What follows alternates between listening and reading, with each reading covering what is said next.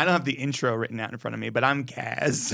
Why do you always mess up the intro? That's not a mess up of the intro. That's how you do an intro. Okay. Well, today we are going on.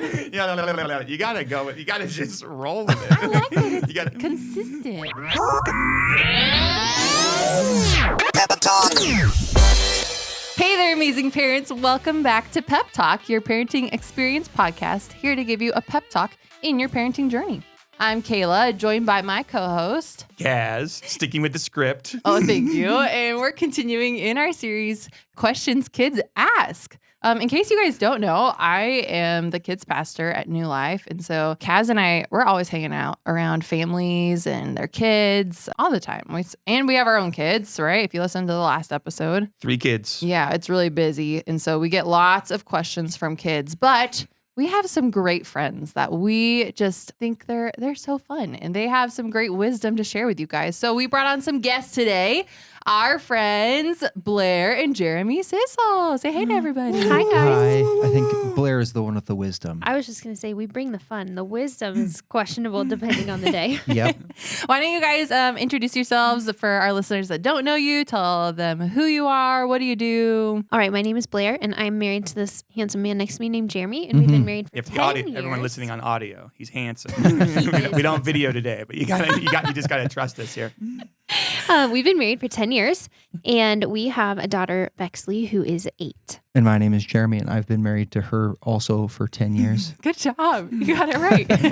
Correct answer. It's amazing, man. Well, thanks for being on the podcast today. And I'm excited for our listeners to get to know you guys a little bit and hear your wisdom or fun, whatever you end up sharing today. It could be a surprise. So questions kids ask. Wowzers. Do your kids ever ask you any questions? Yeah, actually, just this past Sunday, Bexley, we were talking about ancestors, and then I had to explain to her what an ancestor was. Good start. And that was a little tricky. So you had to look it up. Yeah, 100%, yes. So Google's my best friend. But then I'm explaining to her, and she was like, well, what's ancestors' last name, our last name? And she's like, well, what's Abraham's last name? Don't we all fall under him? And I was like, yeah, I'm pretty sure his first name's father, last name Abraham. It's gold. And Problem solved. that's how I went. I think it's great. Perfect answer. So good. I love it. Well, there you go. You can say that's a freebie today. Father Abraham. I would go with first Had name many Abe, sons. last name Ham. I do like that more. Yeah, you can figure it out from there. Ham. My name, Father Abe. Isn't there He- a guy Ham. in Genesis named Ham? I think it's like That sounds- You're thinking of Ken Ham. no. It's Noah's sons are Actually, yeah, there is a. Japheth, Ham, and who's the other guy? I only know like Rack Shack and Ask Benny. ChatGPT. Like What is Sheb it? or something? No. That- Wait, say it again. Shem? Shem. It was like Shem, Ham, and Japheth. Oh my gosh. Oh yeah, don't even need I think ChatGPT. there is like Thanks, yeah. Blair. like See, Shem and wisdom. Ham, yeah. You've got the wisdom. Your guys' wisdom is far beyond me. Holy cow. I don't know. I Imagine was being on named. the quiz bowl team in high school, Ooh. so I Nailed know it. random facts. Yeah, would it be bad to be named Ham in those Bible I feel like times? it's kind of like Yes. being called hot dog now. Yeah, well, yeah, Well- but they also they did not like pigs. Yeah, they couldn't eat pork. Yeah, so I they don't were. think that was a rule yet. Oh, Was it? I You would know I more than me. mean, it's pre-Moses in the law. I think they just did not like pigs Okay. because Jesus sends all the demons into the pigs. Just Okay, but to- yeah, that's he did later. not like pigs. I don't know. Well, that's not what we're talking about today. Sorry, Ham. Yeah, so anyone listening named Ham right now, that's so bummed. I'm sure there's sorry. a ton of them. I bet it's great. Yeah. Okay. Well, why don't you introduce our question for the day? Oh, I get introduced. You Okay, well, do. the question of the day is, why don't my friends believe what our family does? That's a good one. That is a really good one. Hanging out at school at recess, and you find out your friend is got a whole different belief system than you. It's like, shatters your little world. When you're a kid and you've been going to church every Sunday, like, Yeah. whoops. Yeah. I mean, yeah, it could be anything shallow as like they just have different rules. Like they get to have screen time before breakfast or we don't. It could They be get to something. watch SpongeBob. They get to watch SpongeBob. My pastor mom won't let us. Dad lets me watch SpongeBob. Yeah. Mom Hey, doesn't that's let how me it watch works in our SpongeBob. house, too. Yeah. Oh man. Or I think it could also be like our daughter asked me the other day about why her friends can use God's name just on the playground and why she doesn't. And I think there's so many challenges when it comes to those sort of differing things. because people do have different perspectives. They do have different values. We don't want to raise super judgmental kids, but we want to raise our kids to have the values that we value, right? And we want them to cherish that. So what do you guys think? What would you say if your kiddo said, well, why don't my friends believe what our family does? Blair? Well, I was thinking about, this comes up, I think, with a lot of families and Santa, right? Like that's a big topic. Yeah. There's a lot of discussion around Disclaimer it. quick. Please do not listen if you have children. If you, I'm not going to say anything. What are you about that to say in gives front of anything me? away. Just, I think there's things like that, right? Like there's just a lot of, that's a big one I would say that comes up for kids. And that was something that came up this past season.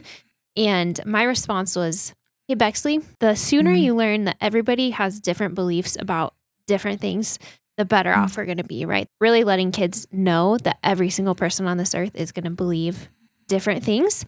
And we still have to be kind and we still have to be respectful and we have to listen. That does not mean that we have to believe what they believe, but I do think just setting them up with that just general foundation of this is going to happen and we still have to act in these ways when things happen. We can't get angry. We can't, be upset. We have to just generally know that this is going to come up and this is going to happen.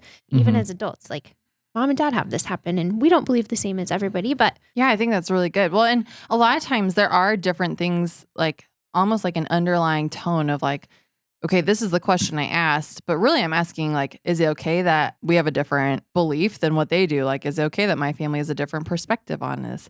Does that make me weird? Does that make them weird? Can I be friends with someone that believes something different from me? That's a really big thing. Like, hey, if they believe something totally different from me, how do I move past that? And how can we still be friends and not just get hyper focused on it? I think a lot of adults struggle with that 100%. sometimes. That's actually right? what I was just thinking. Like in today's world, like if we don't agree as adults, what kind of problems have come because of that?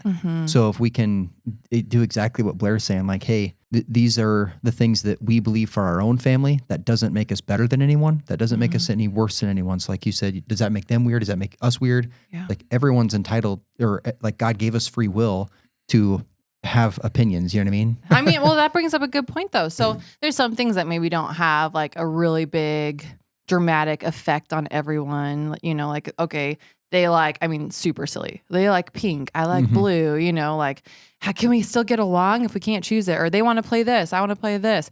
But what about when it does get to more serious topics of like, hey, my friend believes that, like the example with our daughter from earlier, that I can just say God's name whenever for whatever. And my parents have told me that I can't say that God's name is holy and I'm only going to use it when I'm talking to or about God. What would you say about that when it's a little bit more of that serious thing and they're saying, hey, I sense this dissonance between my friends and myself, and how do I know what's right? Are you guys right? Are my friends right? How would you guys maybe jump into that topic line a little bit? I think one thing that has come up before just with the podcast, I think last time I said something, you really just have to teach kids the why, not just, hey, our family does X, Y, and Z. Hey, we're going to do this. This is what we always do. But give them the reason why, because that really helps them dig in and understand the reasoning for doing something versus just, we do this. Well, then when they're up against their friend who does something else and they don't have the reason for why they're doing that thing or why they can't say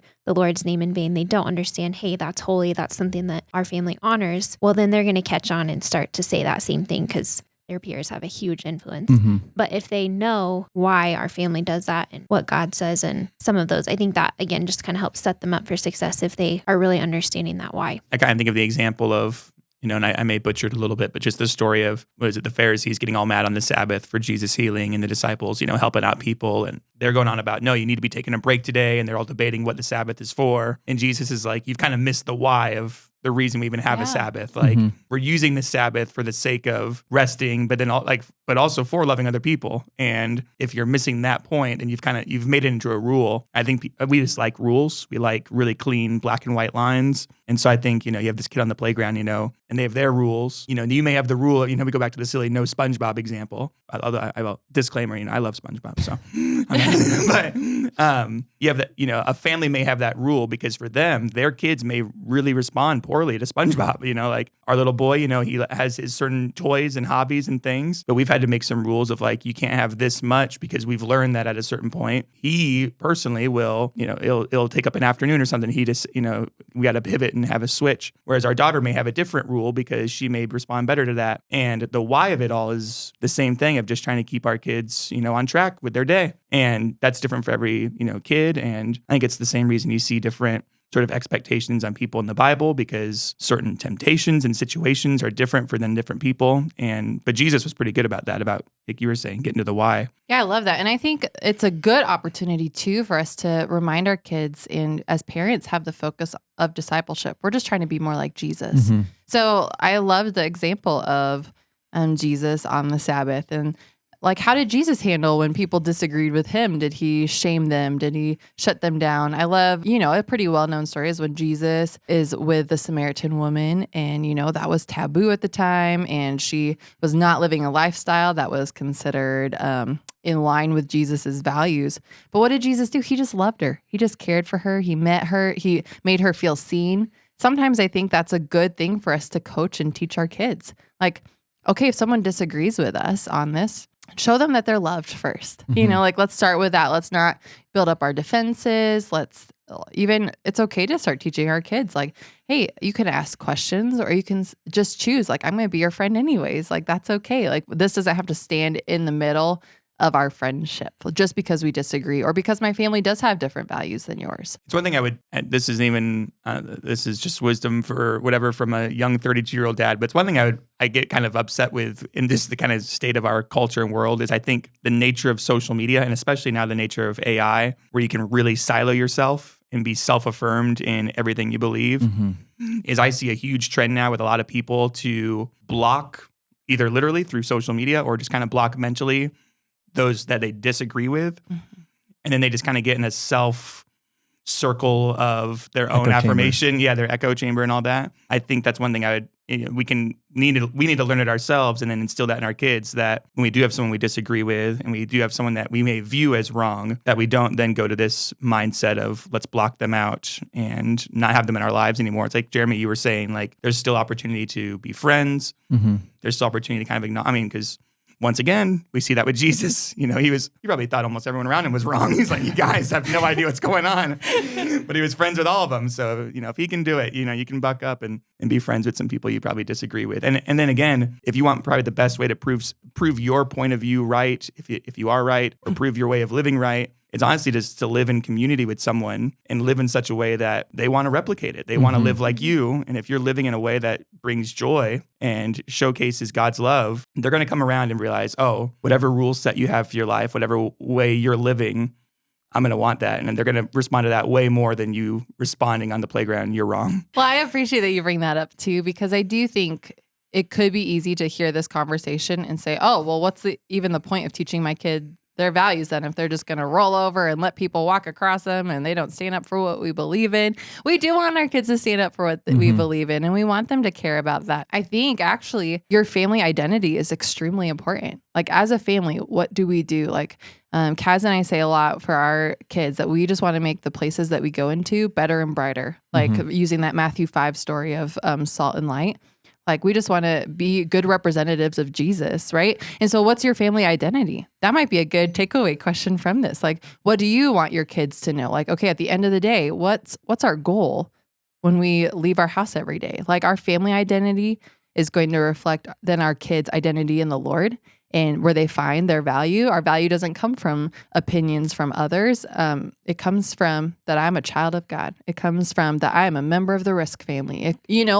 Where do they sense their value? And if they don't have that, well, this is a really good opportunity to maybe rethink, like, what is our family's identity? What's our purpose?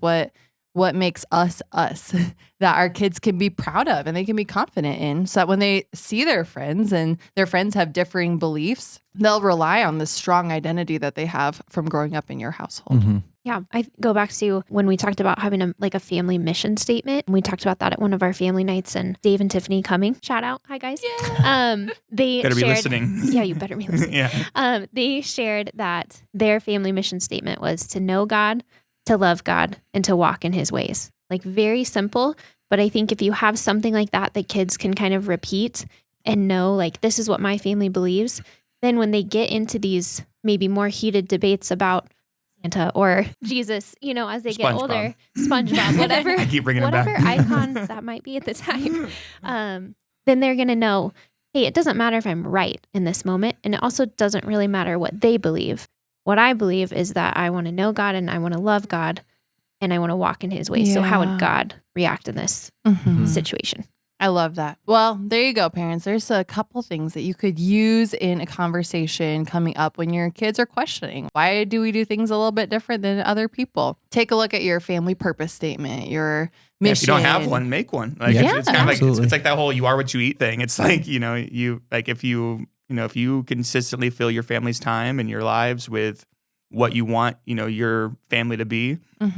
It's like that. It's the other verse too of like building your house upon the rock, like the super classic Sunday school story. If you build your house on that statement, that'll help when friends at school are asking questions and having different views. If you're built on more of a rock solid ground, it's gonna be easier for your kid to stand tall in that. And you won't respond from fear. It's the Joshua 1 verses where it says, "Be strong and courageous. Do not be afraid. God is with you. As for me and my house, we will serve the Lord." All of those like big moments from those verses in Joshua 1 that are so inspiring. Like, hey, this is who we are. We don't have to come from a place of fear. Yeah. Well, it's going back to the whole idea of, being proven right and proven wrong, like, which is not what the heart of the conversation's about, but it's really hard to be challenged on your view when you've lived your view in such a way that it's right. Like someone couldn't come up to me and make an argument that Jesus isn't loving because I've experienced Jesus' love. Yeah. So it's like that would just be a foreign concept to kind of challenge me on, because it's just like, no, I know the value of Jesus and what he's done in my life. You can't really push back on that. So if you have those sort of moments and those values like that your kid has, if someone on the playground is saying, no, there's no value in respecting God's name, but your kid has experienced the value of God's name and the power of it, that's a lot harder for them to waver on. And they, like you were saying, they won't respond out of fear or uncertainty or, I don't know, any other word you want to go with. Yeah. Well, I love the reminder that our goal isn't to raise kids who win arguments, even though some of us might have kids that are very good at winning arguments or spouses. Yeah, they're dads. Yeah. But it's to raise kids who reflect Jesus, right? And so that's what you guys are doing as parents. And we're just proud of you guys for prioritizing your kids' faith and helping shape it so that they become more and more like Jesus. So Jeremy and Blair, anything as a final encouragement to our parents that you want to say today? You're doing great. Amen. Keep it up. Yes. If you're listening to podcasts like this and you're going out of your way to be intentional with your kids' faith, like you're doing awesome. It's cool to just have a product like this to be a part of, because I hope that it makes some kind of difference and encourages families and gives some answers, because I know I don't have all of them, and I know that none of us have all of them, right? But God does, and that's where we're trying to point people to. You know what I mean? Well, it's the nature of the title of the show too, Pep Talk. We were joking about it in the first episode of this new volume that it's like we all just need a pep talk as parents. You need to be affirmed that you're doing great. You're gonna make it. Yes, and you've made it 20 minutes in. So. Yes, none of us know what we're doing, but we're all here, so we might as well make the best out of it. Yeah. That's right.